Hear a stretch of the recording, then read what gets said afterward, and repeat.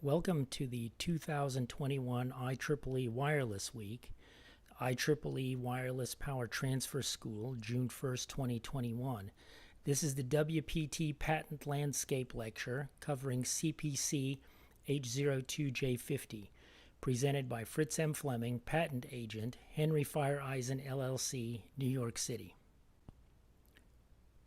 In this lecture, the course will cover a video introduction from a real patent landscape, patent milestones, WPT and USPC, the transition from USPC to CPC, WPT and IPC and CPC, H02J50, take a look at a typical WPT patent, learn about what a CPC scheme, definition, and warning is, details of H02J50 and CPC, WPT and other parts of CPC, and we'll ask ourselves if we remember 307-104 and take a quick look at current WPT examination statistics at the United States Patent and Trademark Office, and finally a video farewell from the USPTO campus, past and present.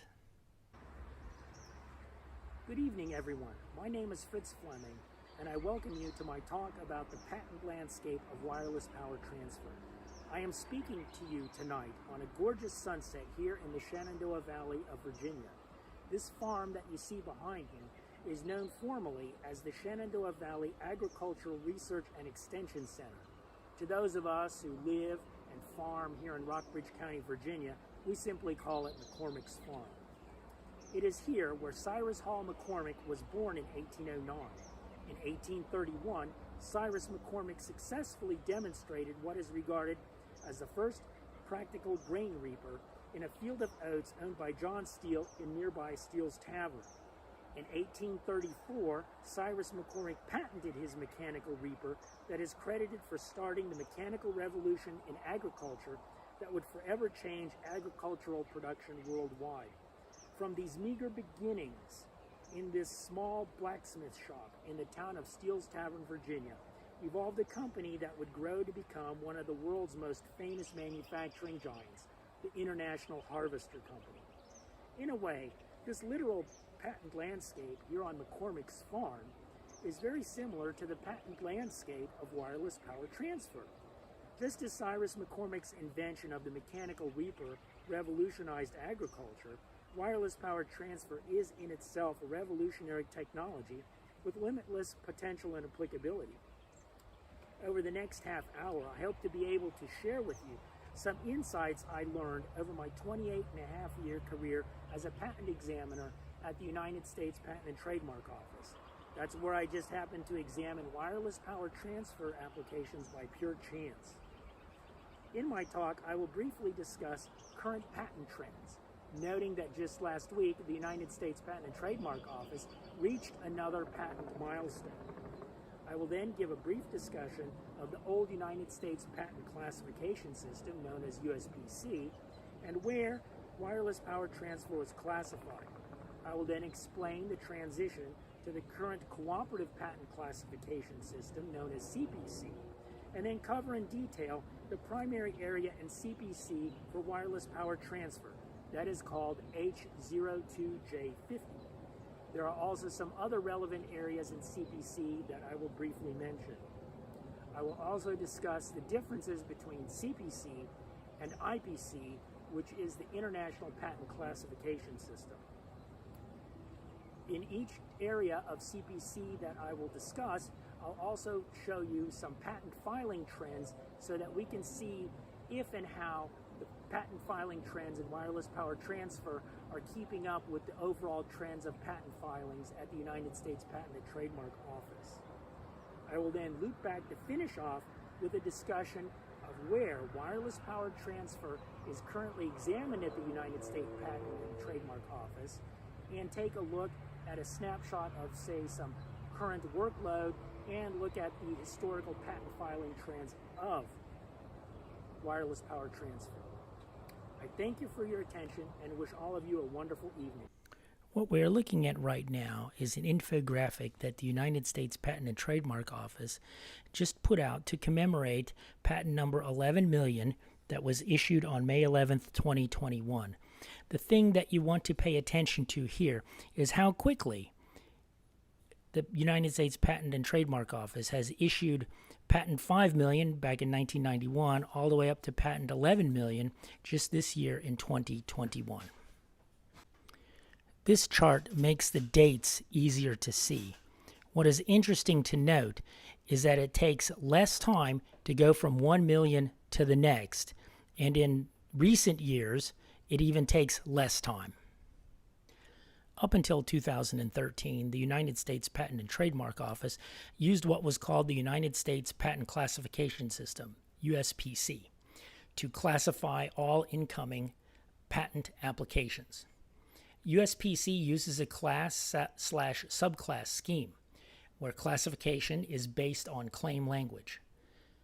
In WPT, there were a couple areas where these cases would go. And in the early 1990s, we started to have a little bit of trouble with the few applications that were coming in. For example, a WPT inductor structure with movable coils would be classified in 336/115 plus, but it would not be proper to include power transfer in such a classification. On the other hand, a WPT system that was charging a battery would be classified in 320/108, but these were inductively coupled systems only. So then, where does a WPT system that is more than an inductor structure but does not inductively charge a battery go? Well, according to the class definitions, the best place to put applications like this was 307/104, which covered electromagnet or highly inductive systems. This is exactly what we were looking at, and this area was chosen as the few cases we were seeing were inductively coupled power transmission systems, not forming a large workload, so at the time we didn't think this decision was all too important. Back in the 1990s, the USPTO was still paper-based. All patent filings were paper, all patent documents were paper, and the patent files that the examiner searched were paper. So patents were collected in search rooms that were laid out in rows and columns of paper files. These were manual searches. You walked up to these rows and columns and pulled out a file and started looking. Now, some areas started to switch to electronically searchable files in the mid-1990s, but this was not universal across the office. Now, paper files take up space, they get heavy, and they take time for proper maintenance. And people would always ask the question if all patents were present during a search. Because the way searches were done, examiners would remove patents from the search rooms, take them back to their office, write up the office actions, and then the patent would be returned to the files maybe a week later. So you never exactly knew when you were doing a search if all the patent documents were present. Now, the system was manageable because in the mid-1990s, there were still less than 6 million patents, and there were no pre-grant publications known as PG pubs yet. Now, the system was rather static with limited numbers of classifications per patent.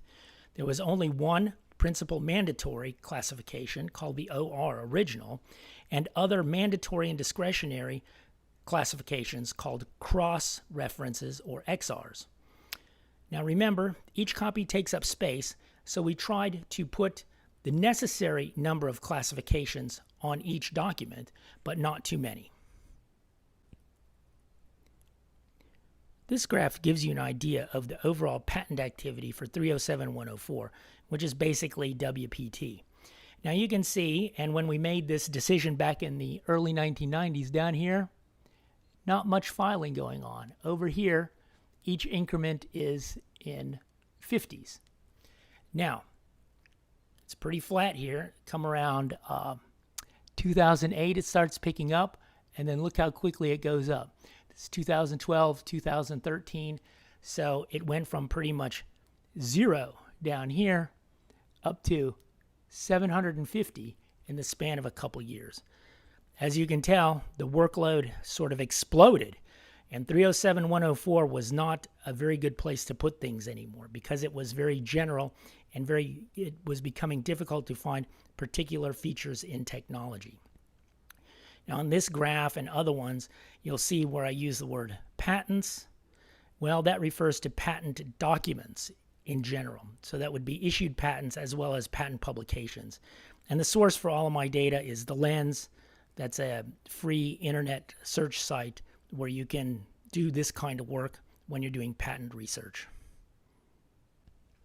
So on January 1, 2013, the USPTO moved from using the USPC system to using the CPC system, which stands for Cooperative Patent Classification, which is a jointly developed system with the European Patent Office. As you just saw in the previous graph, about this time in 2013, there was a very noticeable increase in WPT filings, and the subject matter was no longer limited to what we used to see in 307-104, which was your sort of run-of-the-mill inductive power transfer schemes. Now, IPC and CPC were not much better than USPC, as there was only a single place to put WPT patents, and that was H02J17/00, which, by the way, was deleted from those schemes in 2020. Now then, in 2016, IPC came up with H02J50, and then H02J50 went from IPC to CPC also in 2016 and was modified again in 2020. This was a big improvement as WPT finally had a detailed classification scheme. The transition from USPC to CPC was mostly advantageous. However, there are also some disadvantages associated with this transition. Now, by 2013, the USPTO was all electronic. There really weren't any paper files left for anything. Now, at that time, in 2013, we could place unlimited numbers of classifications on patent documents because we were no longer concerned with the physical storage space associated with paper files, remembering that each copy of a patent document was taking up space, not anymore when everything is electronically classified and available by computer. Now, proper classification in CPC also helps to eliminate translational issues in classification and search. By this, I mean that patents are not in a single language and are all over the world in multiple languages. So at this point, using CPC that is based on a single language eliminates translational issues when it comes to classifying and searching patent documents. Now, another interesting aspect is that one can AND classifications together to find intersections of technology without exclusively using text terms. This can be important because some text terms in different languages have certain idiosyncrasies that aren't well known to everyone. Now, CPC also provides the basis for a single worldwide classification system, again, making it easier for people all around the world to find the same things. Now, however, some disadvantages are that specialized knowledge in national classification schemes can get lost in the transition from a national classification system to CPC. For example, USPC 307, which is where I used to work, was a residual class, and it just did not make the transition as a whole into CPC. Now, another problem with a big system like this is that the process to make changes is very slow, and sometimes technology changes can outpace the changes in the classification system. I mentioned earlier that H02J50 came to CPC from IPC. Now, IPC stands for International Patent Classification, which is used by WIPO, mainly in PCT documents. Now, you can see here the dates for each one of these is January of 2016. So that's when the basic main parts of H02J50 showed up in IPC. Now, I indicated over here that these areas are not included in IPC, but they do show up in CPC, and we'll go over how you can tell the difference as to what is where. But again, H02J50 came to CPC from IPC in early 2016. If you remember from the chart earlier, 2016, there were already many filings in WPT. So it was a little bit late, but it was better late than never. So this is what the actual CPC scheme for H02J50 looks like. Now, it's a little bit hard to read, but we will be covering each one of the areas of H02J50 in the subsequent slides. Now that we have a basic understanding of USPC, IPC, and CPC, we will take a quick look at 3 WPT patent documents and see where the classification information can be found. We will indicate the patent issue date with the red arrow, patent filing date with the green arrow, and the purple arrow indicating the patent classification information printed on the front of the patent, as well as what the current information is. Now, this first one we're looking at also happens to be the first WPT application that I ever examined as an assistant examiner. Now, since this one issued in 1995, this is clearly pre-CPC. So the classification information will only have IPC and USPC. Field of search indicates where the examiner searched during the examination of this patent application. Now, since the patent classification information has changed since this patent issued, it is easy to find out what the current patent classification information is. For this example, I went to the USPTO Patent Full Text and Image Database because here it makes a handy printout of what the current classification information is. It still has a current U.S. class because it did issue with a valid U.S. classification under USPC. Now, the other classification information has been updated to what the current CPC is. And you'll notice it has a lot more information than it did on the original patent itself. And then it also has the current international classification. The second WPT patent document we will be looking at issued in 2015 and has a filing date of 2014, but has an effective filing date much earlier. The purple arrows here indicate the classification information as printed on the front of the patent. Now, since this one issued in 2015, we will see international classification, IPC, here. And then the U.S. classification up here is no longer USPC, but has transitioned over to CPC. Now, again, we don't see any H02J50 because H02J50 did not come into existence until 2016. Now, again, the current patent classification information is not on the front of the patent itself, but you have to go somewhere else, and here is the current classification information for this patent. Again, we see that it still has a valid USPC classification because it did issue during this sort of transition time where it was still being used. And now again, you'll see the current CPC has some of the H02J50 locations in it. Now, this is the last of the three WPT patent documents we'll be looking at. Now, the first thing we want to see here is the patent issue date. Now, remember, the United States Patent and Trademark Office just issued patent number 11 million on May the 11th. Now, look at the issue date of this one here. This is May the 25th, 2 weeks after 11 million, and look at the number. It's already up to 11,018,000. So what we can see here is in the span of 2 weeks, the USPTO has issued at least 18,000 additional patents just in that 2-week period. Now again, there's the patent issue date, patent filing date right down here of 2019. Now it also indicates the PG pub date, the pre-grant publication date, which is in 2020, and sometimes that happens where the patent will have a pre-grant publication that comes out prior to the issue date. Now what we see here is the international classification, and that will have H02J in it because this is after 2016. Now the U.S. classification is all CPC here again, and it will also have H02J50 information. Now the current classification information should match what is over here because this patent just came out. Now, one thing we want to notice here is that the current U.S. classification is 1/1. There really isn't such a thing, but what that indicates is that this patent came out after USPC was no longer being used as a valid classification for patent information.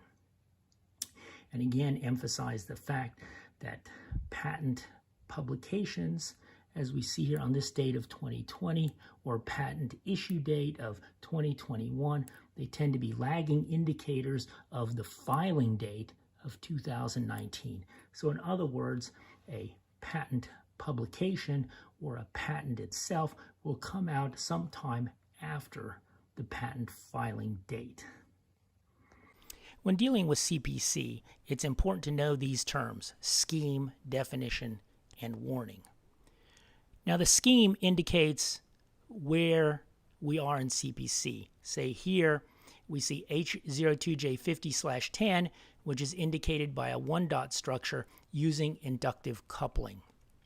Now, the definition is down here in a separate document, and that gives sometimes an exemplary picture of what a system looks like, and then gives a description of what is in there, and then also some additional areas to search. And finally, a warning means that there's something that you need to pay attention to either when you're searching in this area or classifying in this area. So it tells you that there's something to be concerned about. The first area is H02J50/00, which is sort of a generic circuit arrangements or systems for wireless supply or distribution of electric power. There's a definition, it's in IPC, and it's from February of 2016. Now, ideally, this should include patents not classified in other parts of H02J50, but that's not always the case because everything was reclassified and then put into these new areas that were created in 2016. Now, the patent activity graph indicates a total of almost 5,900 patents, and again, we're going to see this same trend over and over. Not much going on until early 2000s, a big spike in activity leading up to the peak in 2017, 2018, that area, and then it's sort of dropping off again. Next up is H02J50/001, energy harvesting or scavenging. There's no definition for this, and it's not an IPC. Now you can tell that because it has these curly brackets. So anytime you see something in CPC that has these curly brackets, that means it's only in CPC and not in IPC. Now this is relatively new. It came into CPC in January of 2020 after a long negotiation with the EPO in updating H02J as a whole. So we were able to add a couple of areas. This was one because we did see some significant activity in energy harvesting, which would have otherwise been lost in H02J50 and been lumped in with all sorts of other things in H02J50/00. Again, same kind of chart. Slow in the beginning, a rapid rise, and then tailing off again. Next up is H02J50/005. We can think of this as the place for mechanical details of housing or structure. Now, is there a definition? No. Is it an IPC? No. Again, we have the curly brackets, and this is another one of the areas that was added in January of 2020. Again, as in with energy scavenging, we were seeing some significant activity and like to have a new place that we could easily find these patent documents, and again, otherwise they would be lost up in the upper level of H02J50/00 with all sorts of other things.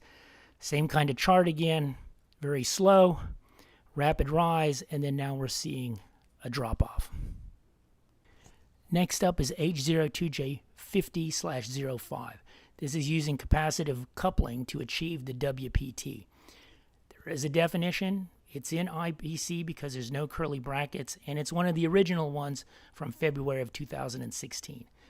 Now, a key thing to remember here is that this is for capacitive coupling for power transfer, not for coupling data. Capacitors are widely used to couple signals across a space, so sometimes those get misclassified in this area. So again, this is capacitive coupling for power transfer. Same kind of activity, not much going on, very rapid rise, stays at a peak, and then again, now we're seeing a drop-off in activity. Next up is H02J50/10 and 12.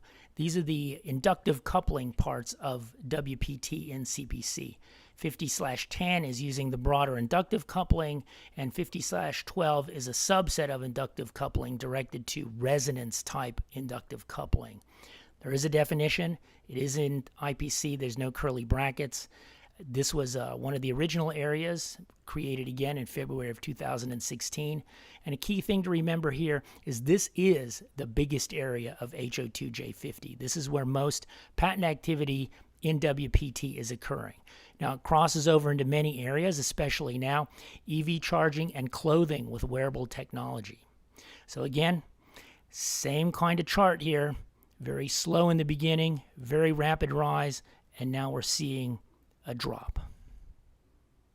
Next up is H02J50/15, using ultrasonic waves.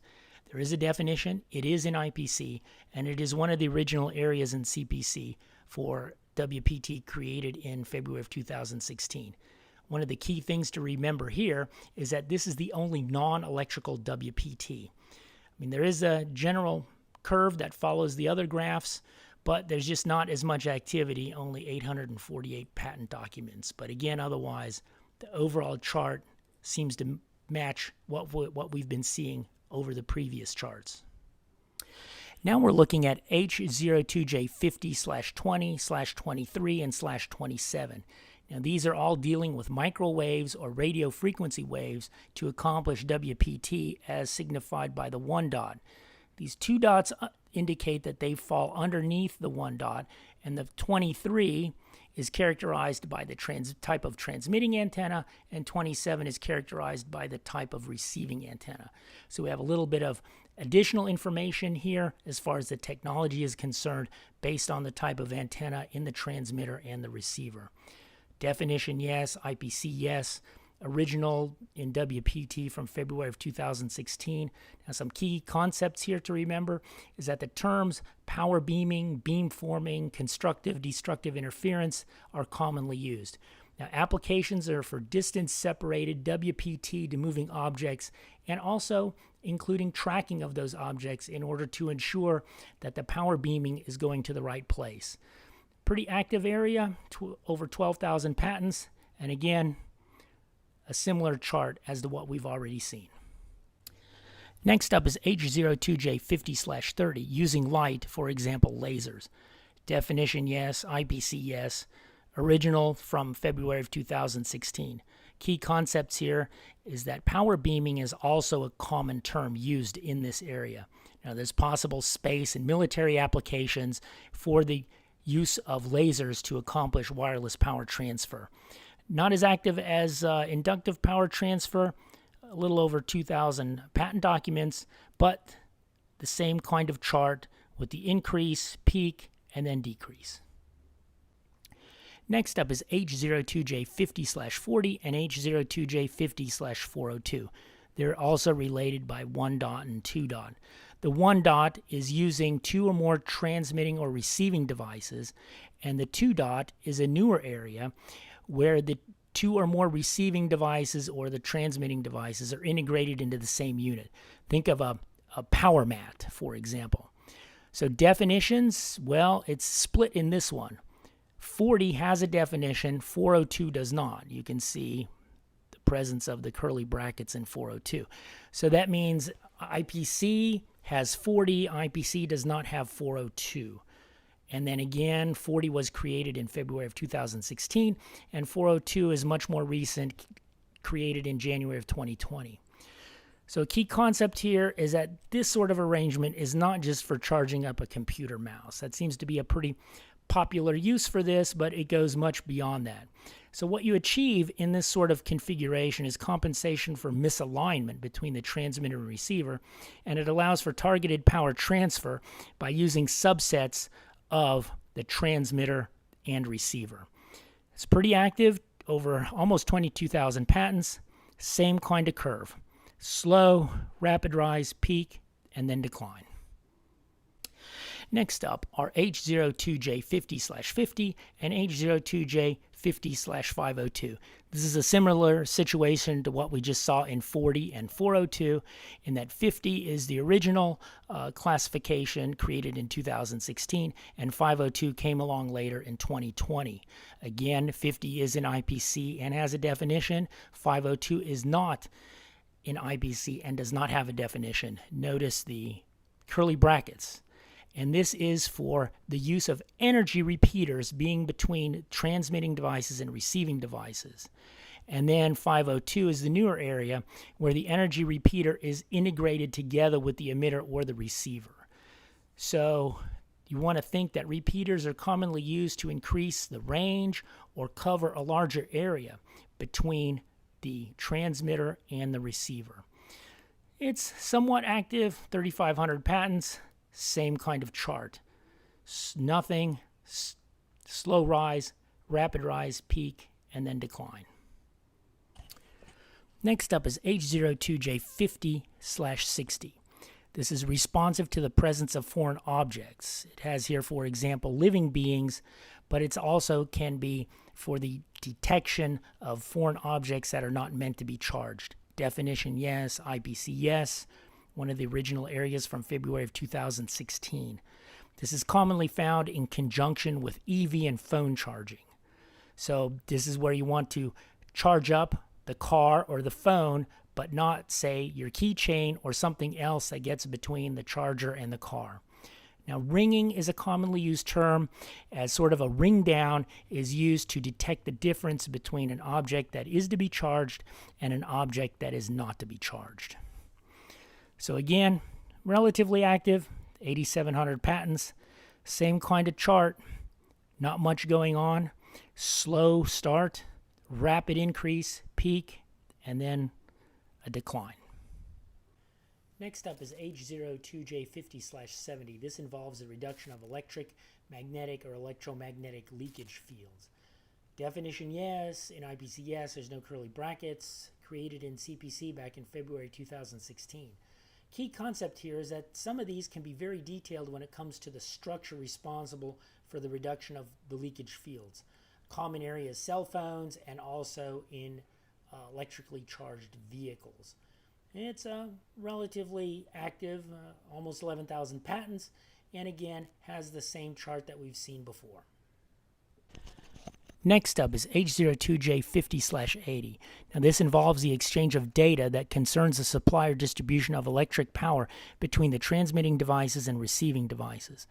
There is a definition. It is in IPC. There's no curly brackets, and it's one of the original areas created in February of 2016.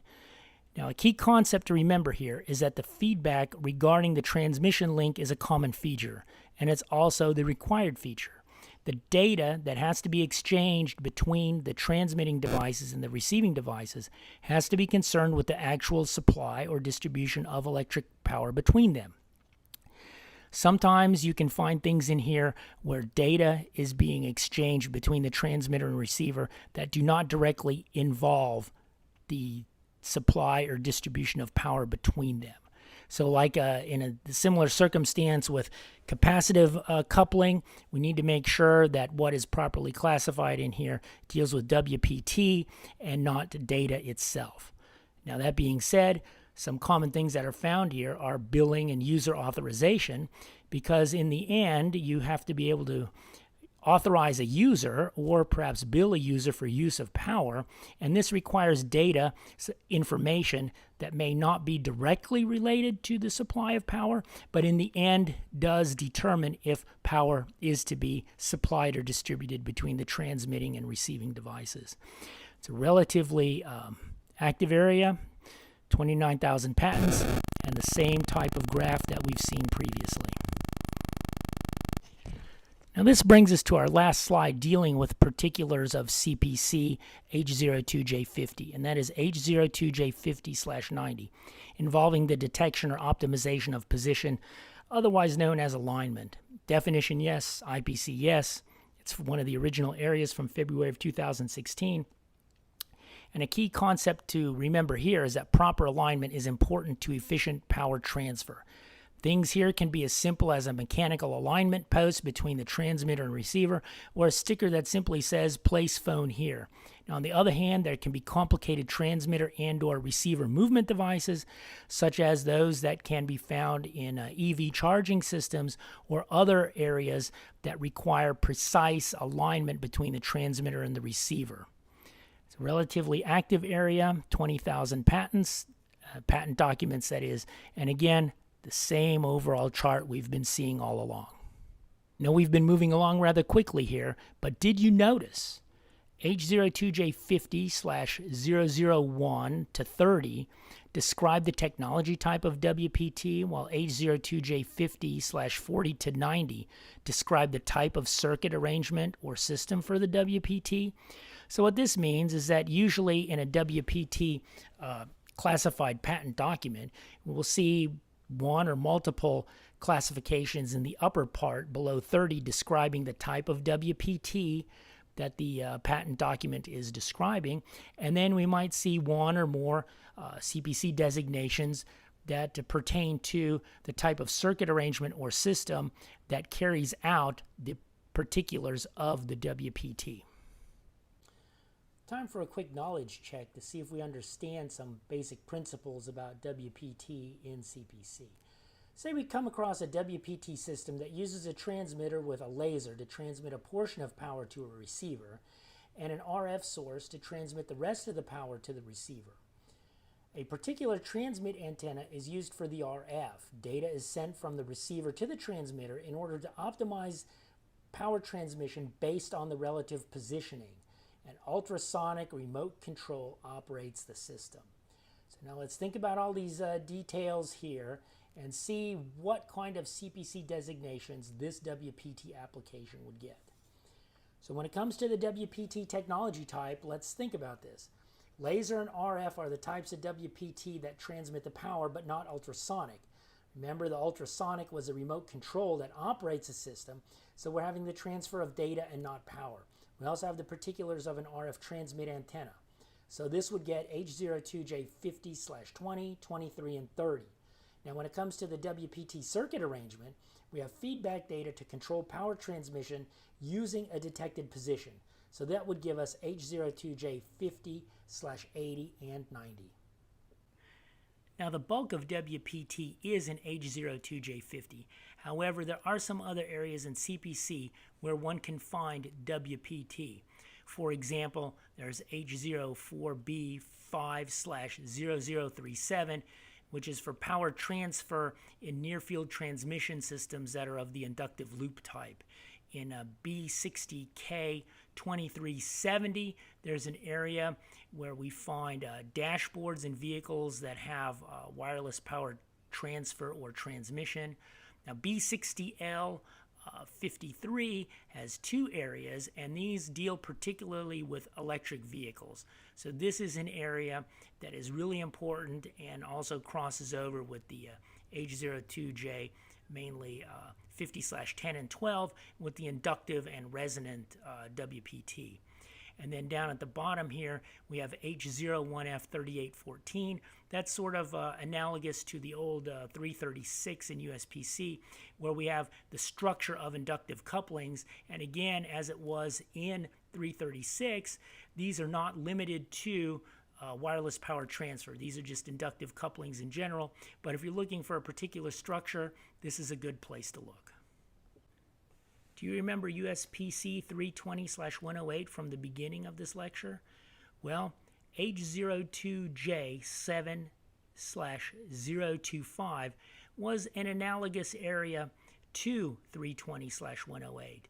This was for charging batteries in a non-contact coupling. Now remember, 320/108 was limited to inductive, but H02J7/025 is just non-contact, which is broader, so that includes inductive or capacitive coupling. Now this one here, this slide here, sort of sums up everything that we've looked at. We have a classification here with the numbers, we have the dots, we have what's in there, we have a definition, tells us what's supposed to be in there, and then we also have a warning. Now this warning is very interesting because you'll find these in other places of CPC where it says group H02J7/025 is no longer used for the classification of documents as of January of 2020. And it says the content of this group is being reclassified into other groups. So what it looks like is going on here is this area that used to be dedicated for the charging of batteries via a non-contact coupling is now being reclassified into the other parts of H02J50 and H02J7. So this particular area looks like it will eventually go away, and these will show up in the appropriate areas of H02J50. Throughout this lecture, we've discovered that the United States Patent and Trademark Office transitioned from USPC to CPC back in 2013. So it's a fair question to ask, is USPC still used anywhere inside the USPTO? Well, do you remember 307-104? Although USPC is no longer used to classify patent documents, USPC is still used in the internal routing of applications to examiners for search and examination in a process called docketing, and also in the classification of patent applications in the pair and palm systems used by USPTO. So the only way to find a WPT application data in PEDS, which is the Patent Examination Data System put out by the USPTO, is to remember the main classification for WPT and USPC is/was 307-104, actually 307/104-000, which is another peculiarity of USPC. So the internal USPTO systems, for example, pair and palm, are in the process of switching over to CPC, but until the switchover is complete, USPC is still alive. If you ever use the USPTO pair, either the private pair or public pair, and you look at the classification data of an application, you'll still see the USPC listed on there. Now, using PEDS, you can find out who is examining WPT applications, the status of WPT applications, and much, much more. So this data is recent as of May the 26th, 2021. So over here, just out of curiosity, you can see the examiners who have the most 307-104 applications examined. I'm down here after 28.5 years. I examined 168 of those applications. Now, it's also interesting to note that as of the 26th of May, there are 131 docketed new cases ready for examination, 81 new cases not yet docketed, 71 final rejections mailed, 10 advisory actions mailed, 4 notices of appeal mailed, 3 appeal briefs filed, 168 non-final office action mailed, 74 responses to non-final office actions, and 119 notices of allowances mailed. So in 2007, one patent issued in 307-104. In 2010, it was up to 12. And then 17, 33, 93, 136, 173, 279, 488, 742, which was the peak in 2018, 699, 541, that was dropping in 2020, and 241 so far in 2021. So until the internal USPTO systems all transition over to CPC completely, there is still some use for USPC. It's just getting fewer and fewer, and actually once these systems transition over to CPC, we'll be able to have much more accurate data tracking because, again, remember 307-104 is just generic, but once it switches over to CPC, we can get a much more detailed look at particular technologies inside of CPC when it comes to WPT. Well, this brings us to the end, well, almost the end of this lecture. After this slide, I'll have 2 short little videos from locations of the Patent Office, past and present. But I thought it would be a good idea to try and sum up some things to consider. Are you patent wise? Do you need to know more about patents? Are you, as an inventor or applicant, do you need more training in this area? Are you interested in training examiners? The USPTO does have mechanisms in place by which companies can go to the USPTO and train examiners in technical fields. Is CPC adequate for industry? Does CPC have enough breakouts in the classification for WPT to categorize for everything? We have to remember that H02J just came onto the scene in 2016, sort of after the big explosion in patent activity. Now that made things a little bit difficult because you find yourself in the position of having to reclassify a lot of existing documents into new areas. That takes a lot of time and, well, not everything always winds up in the right place. So does industry need more areas of CPC to adequately account for new developments in WPT? Is there a WPT patent group of people out there? What about searching CPC? Do you know enough on how to do that? And then the one that I think is really interesting is there might be the possibility for you as an inventor or company to come up with custom classifications and document collections.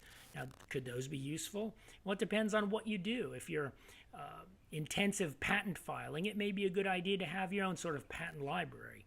And by the way, back in the old paper file days, we used to call these examiner digests, where examiners would put together custom collections of particular and peculiar things that they would run across on a regular basis and make their job a lot easier to only look in a subset of relevant areas. Now, I have my contact information here if you have any questions, comments, or feedback.